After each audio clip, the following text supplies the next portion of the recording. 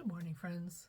One of the things I learned over the years is I noticed that when I was younger, I would only use my voice when I knew that someone was going to listen.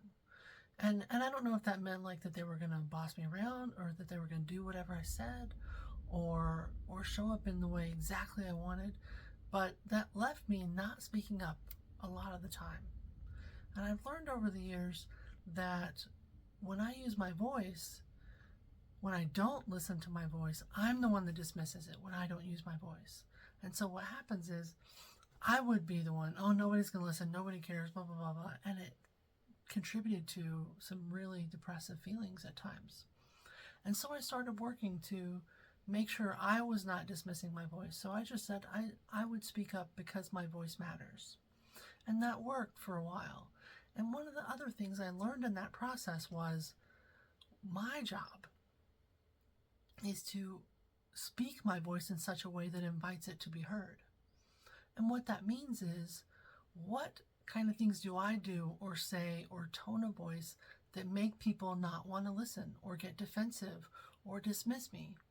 One of the things that I used to do is I would go into attacking you statements. You always do this, or you always do that, or you blah, blah, blah, blah. In that, one, doesn't express a need, and two, it invites the other person to not listen because they get defensive. Another thing that would often happen is I tended to choose times to communicate in a way that wasn't convenient. So, and that doesn't mean like everything's always convenient, but if I'm at the end of a stressful day and my husband's at the end of a stressful day and I decide this is the moment that they are focusing on something else, and now is the time I need to have that conversation, they're not in a place to hear it. So now I might say something like, hey, when is a good time that we can talk about the budget? Or when is a good time that we can have this conversation about our plans for the summer? Or being able to invite and schedule and be very intentional about how we're using our voice. Another thing is being able to use our words in a way that we are speaking for ourselves. So if I say, you made me, or it's your fault, or blah, blah, blah, one, nobody's hearing me. And two, I don't ever get what I need. And so being able to stop and ask myself, and you guys have heard me say, what is the thing that I need? What do I need? And then being able to communicate it. Because if I had a client once who came in and was talking about the difficulty in his marriage and how frustrating it was, and his wife chose other things besides him. And he was often offended and upset and hurt by her actions. And we started talking about what was driving his frustration.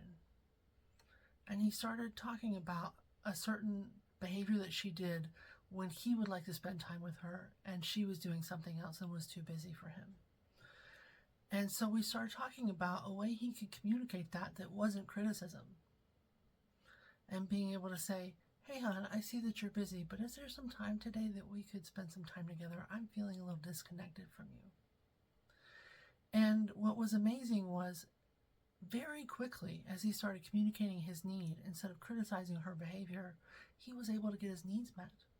But for so often, we got upset, we got hurt, we get offended, we take it personally, and then we say something or do something that hurts the other person that makes it unsafe. And so when we're having those conversations with ourselves, with other people, being aware of how do you invite your voice to be heard? Because if I speak in such a way that nobody wants to listen, I'm not speaking. I've also met people who have such negative beliefs about their words not being important that they become over talkers. They talk so much that people stop listening. And so that even makes people not listen. I've run into plenty of clients, especially when we were running process groups, that they would just talk and talk and talk and talk and talk, and they were very disconnected from the other residents, and they had a hard time figuring out why. But they weren't able to recognize until it was pointed out that sometimes less is more. The clients that rarely spoke up and had very good wisdom and insight, they would speak for 30 seconds and the other residents would remember it because it was so powerful and so intentional. So when we're talking about thinking about how we use our voice, pay attention to what kind of things, what kind of behaviors, what kind of habits feed your inability to feel heard. So if you're struggling to feel heard, notice, am I using I statements? Is there a request or an expectation in my communication? Am I considerate of the other person's time and energy? Am I able to speak about it in a way that makes it safe for everyone?